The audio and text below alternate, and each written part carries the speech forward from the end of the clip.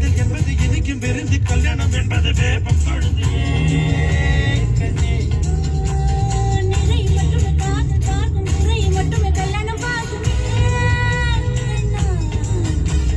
காதல் பார்ப்பது பாதி கண்ணில், கல்யாணம் பார்ப்பது நாலு கண்ணில் அடிப்பண்ணே.